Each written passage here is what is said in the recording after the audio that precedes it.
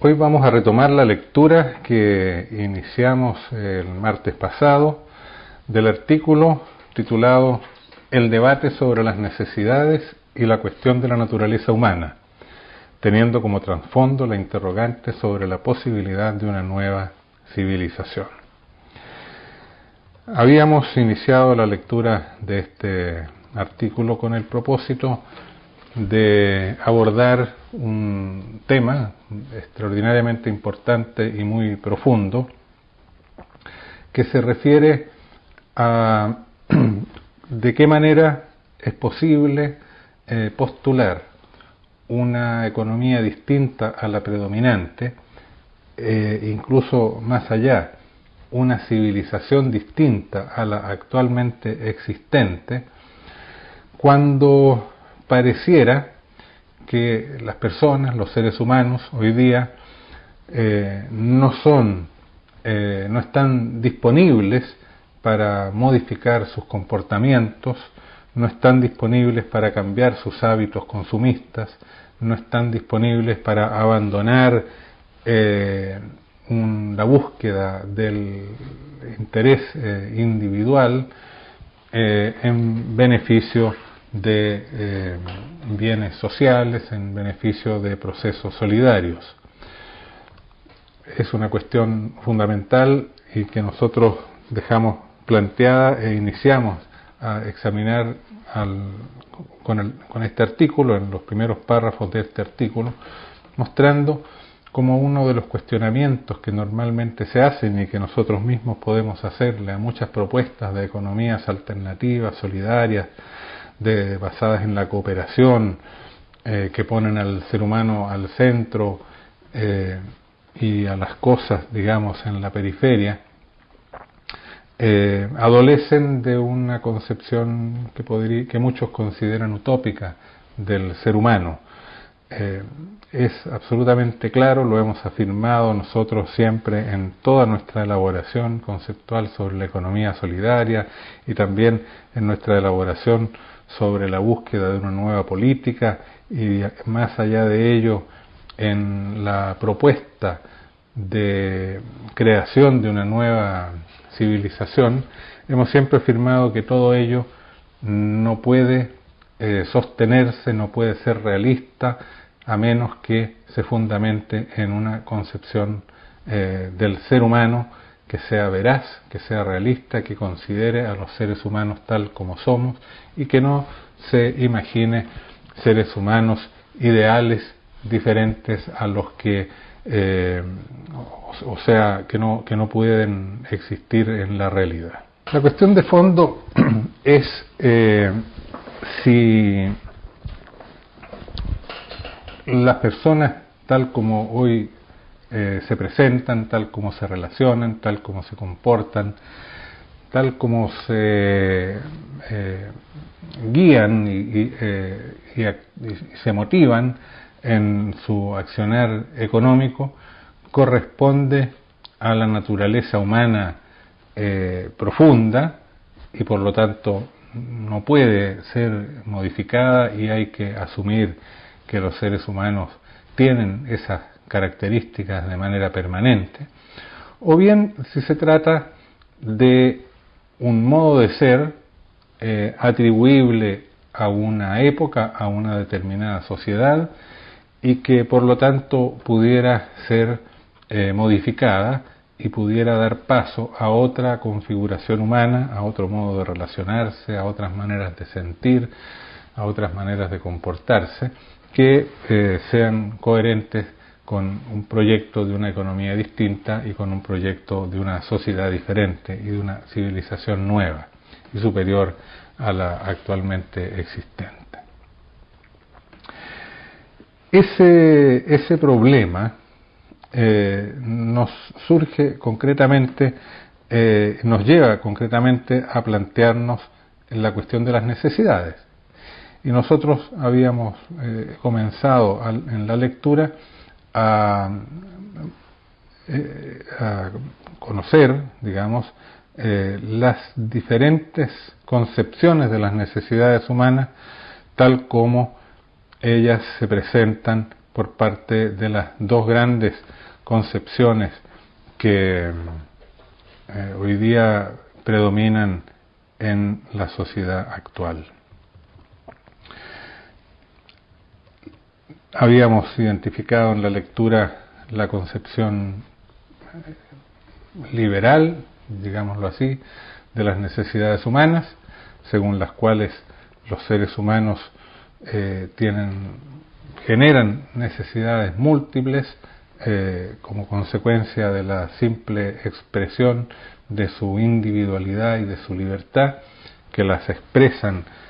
como demandas de bienes y de servicios y que buscan satisfactores a esas necesidades en el mercado, y que por lo tanto simplemente hay que organizar la economía de manera tal que ella satisfaga las necesidades tal como son expresadas por los individuos en el mercado,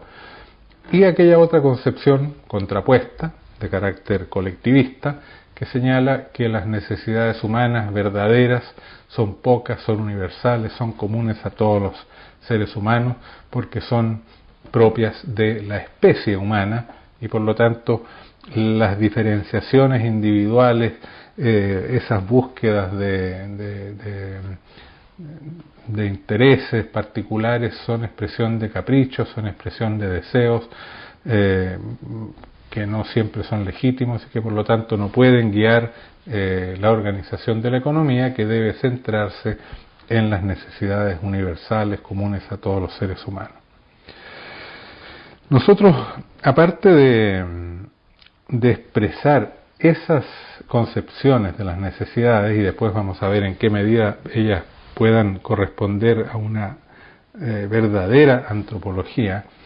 nos interesa comprender al ser humano moderno, al consumidor moderno en particular, cómo él se comporta en la economía. Y en tal sentido, nuestra lectura nos había puesto ante el hecho que hoy, y desde hace ya muchas décadas, lo que está predominando en el discurso económico y lo que está de alguna manera orientando también las decisiones de políticas económicas es una concepción mixta que combina ambas maneras de pensar y que le atribuye una legitimidad parcial tanto a la concepción liberal de las necesidades como a la concepción colectivista de las necesidades. Retomamos entonces la lectura en el punto en que la habíamos dejado en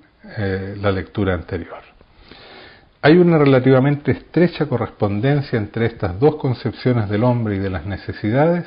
y lo que postulan los principales proyectos políticos que se confrontan en la sociedad moderna. Pero lo que ha tendido a predominar es cierta posición intermedia o una mezcla de ambas. Por un lado, hay un reconocimiento creciente de que los individuos tienen necesidades legítimas, que pueden expresar con libertad y buscar su satisfacción con los medios que cada uno pueda lograr. Por lo tanto, existe una legitimación del mercado como instrumento de acceso a los bienes y servicios para satisfacer las necesidades y como lugar donde éstas puedan manifestarse. Hoy día nadie discutiría que las personas pueden comprar con su dinero lo que se les ofrezca en el mercado y demandar otros bienes, si no les son ofrecidos, a alguien que se los pueda elaborar. Pero al mismo tiempo hay consenso, cierto acuerdo social, de que existe un nivel básico de necesidades que es común a todas las personas, que todos tenemos que satisfacer y que no queda subordinado a la dinámica del mercado. Entonces se reconoce la legitimidad de que un orden de necesidades sea regulado y sea ofrecida su satisfacción por el mercado mediante una acción planificada, con leyes que establecen mínimos de bienestar para todos, que establecen niveles de acceso a ciertos bienes y servicios que es indispensable satisfacer. La satisfacción de estas necesidades generales es concebida como derechos que los ciudadanos pueden exigir al Estado. Esto es lo que hoy de alguna manera se ha difundido y constituye un cierto sentido común cuando se reflexiona sobre estos temas. Sin embargo, nosotros tenemos que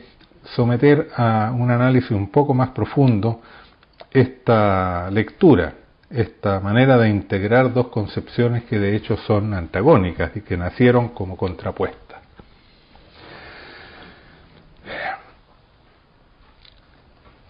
Leo. Este reconocimiento de ambas lógicas, la individualista y la colectivista, como legítimas, da lugar a una estructura de las necesidades y a un tipo de consumidor, lo llamaremos el consumidor moderno, muy complicado, que genera un problema económico tendencialmente insoluble y que, como lo iremos comprendiendo cada vez mejor, es lo que origina la gran crisis orgánica que afecta a la actual civilización moderna. Como ven, nos predisponemos a una crítica a fondo de lo que pareciera ser hoy un sentido común en el mundo intelectual y en el mundo político y en la reflexión de las personas comunes sobre estos temas. En efecto, desde ambas racionalidades, la del libre mercado y la del Estado proveedor, las necesidades están creciendo, multiplicándose y diversificándose, y en consecuencia la economía está fuertemente presionada a crecer, a multiplicar su oferta de bienes y servicios para satisfacer tanto las necesidades colectivas como las individuales, o sea, tanto las necesidades expresadas ante el Estado como demanda común para todos, como aquellas que se expresan ante el mercado con libre acceso individual. Desde ambas perspectivas, desde ambas lógicas, se está viviendo un elevamiento del umbral de lo que se demanda y del nivel al cual se aspira. Por un lado, está la lógica del mercado, que es fundamentalmente una lógica de individuación, una lógica de diferenciación, donde cada cual trata de diferenciarse, de prestigiarse, de competir con el otro, de tener por lo tanto más acceso a más bienes y servicios. Entonces, se produce una competencia entre los individuos que hace que quienes tienen poder de compra, quienes tienen capacidad de acceso a ciertos bienes en el mercado, demanden productos, bienes y servicios cada vez más sofisticados, cada vez más complejos, más amplios o en cantidades mayores. Pero al mismo tiempo se genera socialmente también un elevamiento consistente y persistente del nivel mínimo considerado socialmente aceptable. De tal manera que cada vez el Estado es exigido a ofrecerle a sus integrantes niveles crecientes de satisfacción de sus necesidades, mejor alimentación, mejores condiciones de habitabilidad mínima, mejores medios de transporte común para todos, mejores sistemas educativos, mejores servicios de salud, niveles de acceso a la educación cada vez más elevados, etc. ¿Cómo se explica esto? El elevamiento del nivel individual genera un elevamiento del nivel colectivo por efecto de demostración, por efecto de imitación, por efecto de que, bueno, lo que otros tienen, ¿por qué no lo podemos tener todos? A su vez, el elevamiento del nivel de lo que es común para todos genera una presión hacia el mercado por parte de muchos individuos para diferenciarse. Porque si, por ejemplo, ya todos tuvieran educación universitaria, el mercado generaría las instancias para todos aquellos que quieran ser más que el común y que por lo tanto presionan por niveles de enseñanza más elevados para sus hijos. Y así en todos los ámbitos de necesidades. O sea, lo que estamos aquí expresando es que hay una suerte de persecución acelerada en que por un lado los individuos buscando diferenciarse, buscando acceder a mejores bienes y servicios, expresando esos deseos o necesidades como demandas ante el mercado les responde, les va, en la medida en que es una demanda solvente, les va generando los bienes y servicios cada vez más sofisticados, cada vez más amplios, cada vez más de más costo también. Pero a medida entonces que esos bienes son provistos para unos pocos que los expresan en el mercado, viene detrás muy rápidamente la demanda y la presión social por parte de quienes no acceden a esos bienes o a esos servicios en el mercado y que la expresan como presión, como exigencia ante el Estado. Y el Estado entonces poco a poco provee aquello que le es demandado por todos. Cuando ya todos acceden a ciertos bienes y servicios, los individuos que buscan diferenciarse, que compiten en el mercado, plantean nuevas demandas al mercado, entonces se provee cada vez se genera cada vez un proceso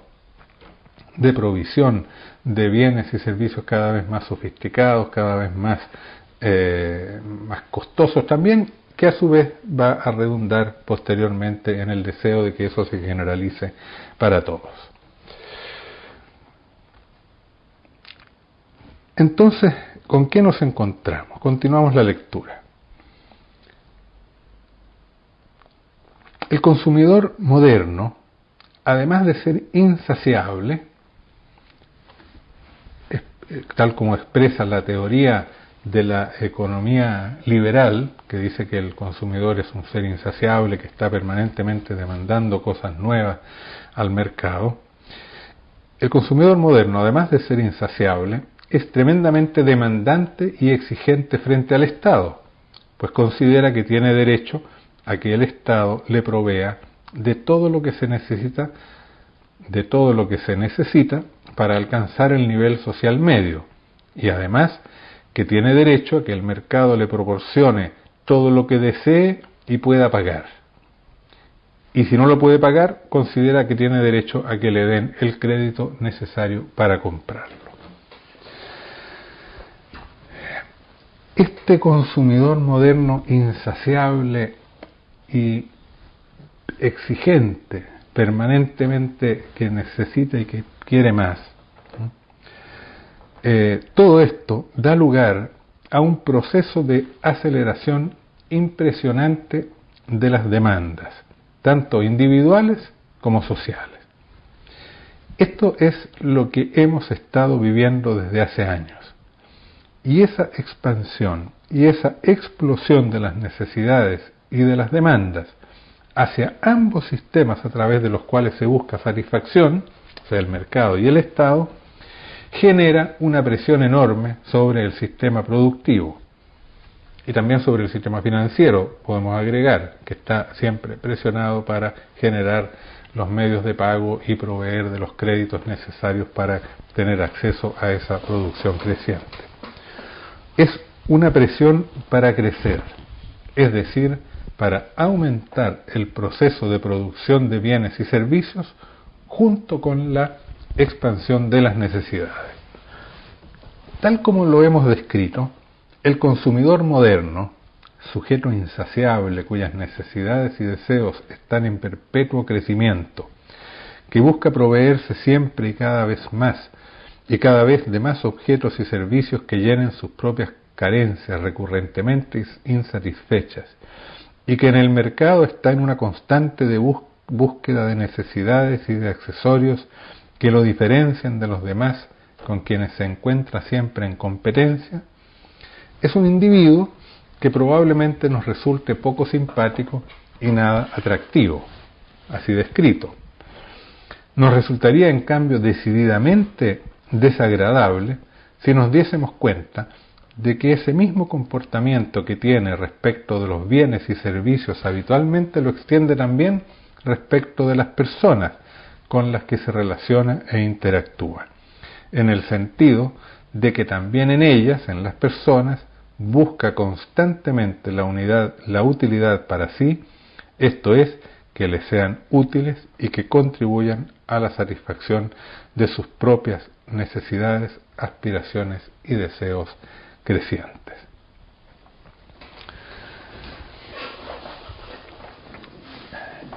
Demandante, exigente. Pero de todo esto, las personas raramente se dan cuenta. No son conscientes, si bien en los hechos los individuos tienden a desconfiar más que a fiarse de los otros. Sin embargo, como casi todos deben reconocerse parecidos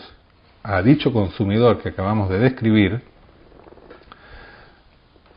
y por tanto deben aceptar que tienen comportamientos similares,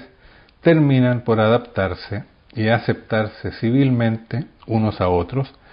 y a menudo incluso se respetan y parecen quererse, especialmente cuando se encuentran unos al lado de los otros haciendo shopping o hablando de sus compras. Es un hecho, además, que las personas tienden a querer a aquellos que se les parecen y a discriminar y rechazar, despreciar o envidiar, según sea el caso, a los diferentes. Pero está, además, el otro lado del comportamiento de los consumidores modernos, que los torna en cierto modo amables en cuanto establece entre ellos un terreno común, un compartir objetivos e intereses. Me refiero al hecho de que este mismo consumidor moderno pide y exige al Estado siempre mayores y mejores soluciones que impliquen niveles de creciente bienestar social iguales para todos. Esto lleva a los consumidores, en este caso a los demandantes de bienes y servicios públicos, a organizarse en función de realizar actividades de presión y reivindicación de derechos frente al Estado. Sin embargo, no necesariamente esto establece un nivel ético superior. Es decir, no necesariamente el hecho de ser parte de asociaciones, de gremios, de grupos de presión, de instancias políticas que actúan para generar demandas de bienestar general hacia el Estado. No necesariamente establece un nivel ético superior en esas personas que así actúan. En algunos casos puede entenderse así. Por ejemplo, cuando personas idealistas solicitan el cumplimiento de los derechos para categorías o grupos sociales desfavorecidos. Pero habitualmente los grupos se organizan para exigir beneficios para ellos mismos, y los exigen aún a menudo sabiendo que los recursos limitados que tiene el Estado podrían emplearse de manera socialmente más útil, provechosa o justa, en vez de hacerlo del modo en que el grupo lo exige. Además, a menudo se exigen como derechos ciertos bienes y servicios que en realidad constituyen privilegios. En fin, sucede también que algunas luchas por los derechos esconden un componente de envidia social.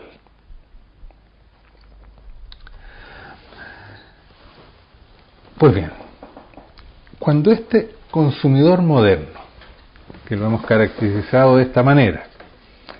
se generaliza y expande por toda la sociedad, difícilmente puede pensarse en un cambio profundo de la sociedad,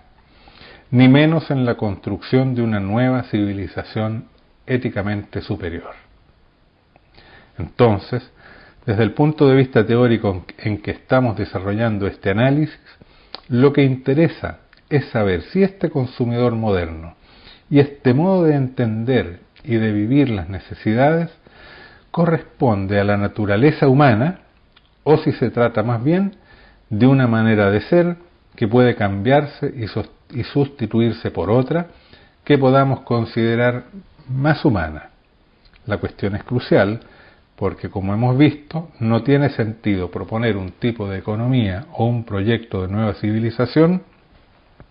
que no se base y tenga en cuenta a los seres humanos tales como son. Vamos a detenernos en la lectura aquí y vamos a hacer algunos comentarios para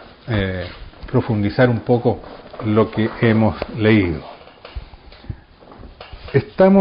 Hemos hecho una descripción cruda, una descripción crítica del hombre contemporáneo, que lo hemos caracterizado concentrándonos específicamente en sus cualidades como consumidor. Es decir, hemos caracterizado al consumidor moderno. Un consumidor que está atravesado por una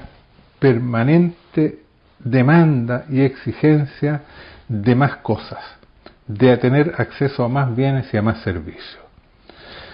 Los pide al mercado y exige que el mercado se los provea en la medida en que tiene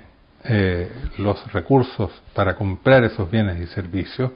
Exige que el mercado esté constantemente innovando, preparando nuevas soluciones, nuevos satisfactores, que le esté ofreciendo siempre cosas nuevas y está por lo tanto dispuesto a cambiarlas. Si tiene hoy día un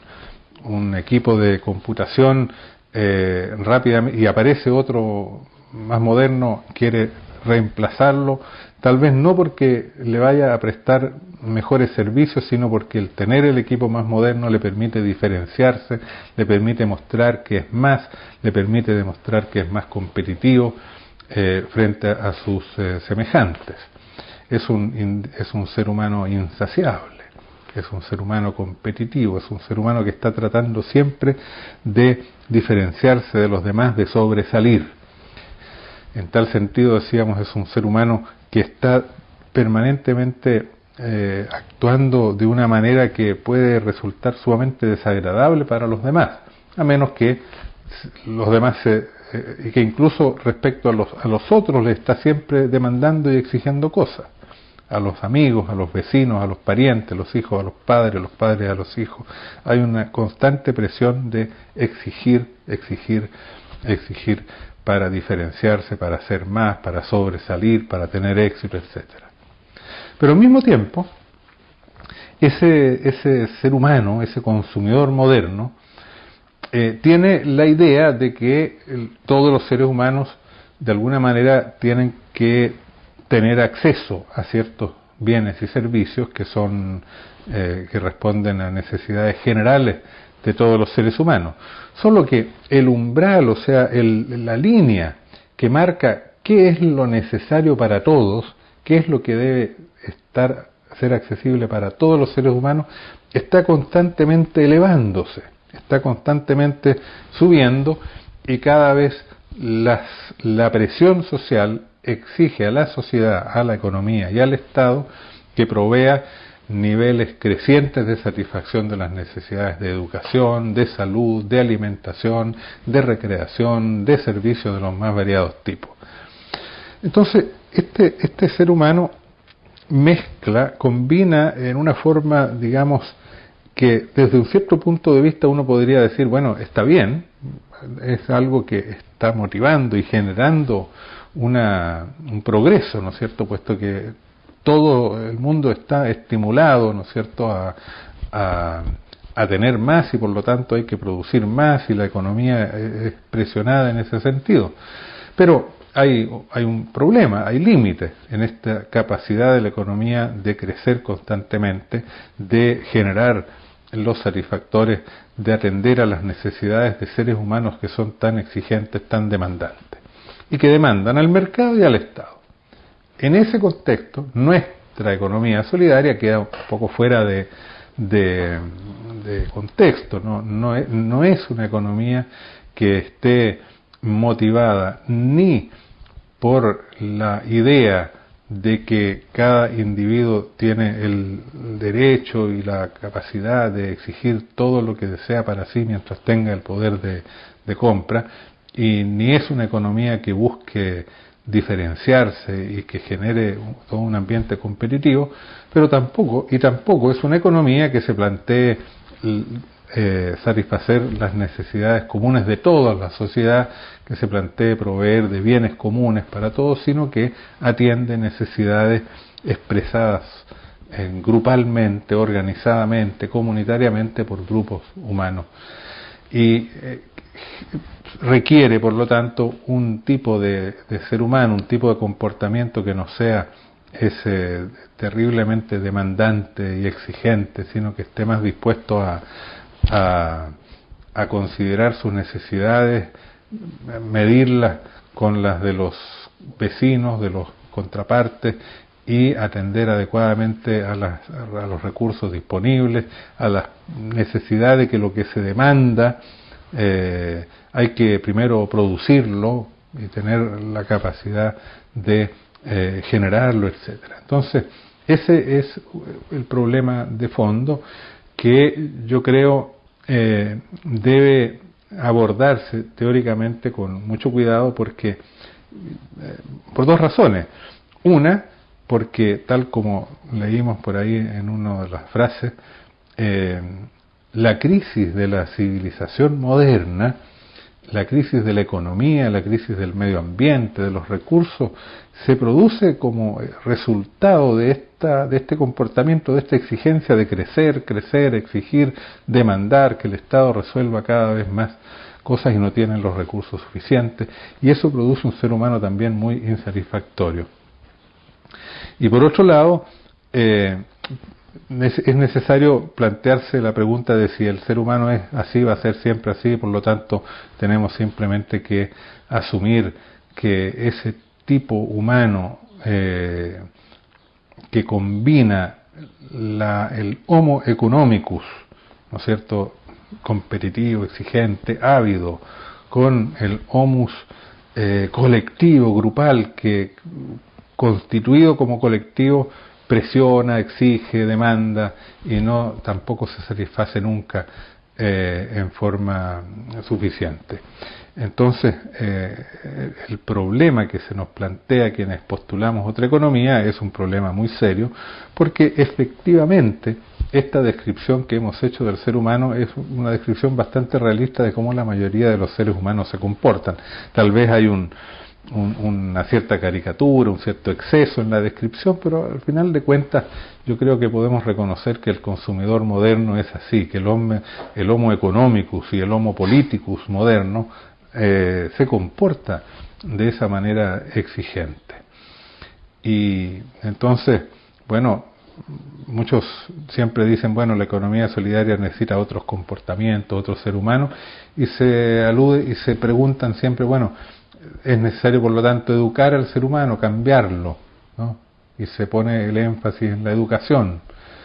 Pero cuando se plantea eso se hace también con una cierta sensación de que sí, pareciera necesario, pero ¿será capaz la educación de transformar tan profundamente los comportamientos y el modo de relacionarse de los seres humanos? Es lo que nosotros vamos a continuar profundizando y que hemos continuado trabajando en este artículo que vamos a continuar, cuya lectura vamos a continuar el próximo martes, donde ya nos abocamos a dar un paso más de profundidad en la comprensión de la naturaleza humana, para llegar a alguna conclusión respecto a si esta estructura de necesidades del consumidor moderno es expresión de la naturaleza humana o ha sido construida socialmente, y en qué medida esa forma de ser del hombre moderno, del hombre contemporáneo, pueda realmente cambiar o se pueda de alguna manera perfeccionar y se pueda reemplazar por un tipo de hombre, por un tipo de consumidor más consciente, más amable, más dispuesto a compartir, etcétera. Entonces dejamos hasta aquí la lectura, porque mientras tanto yo siempre los invito, ¿no es cierto?, a que vayan directamente a este texto que encuentran en el sitio, que vuelvan a leer lo que ya aquí hemos comentado, que lo profundicen y que sigan la lectura preparándose también para el comentario de un tema ya un poquito más complejo y más profundo que vamos a tratar el próximo martes.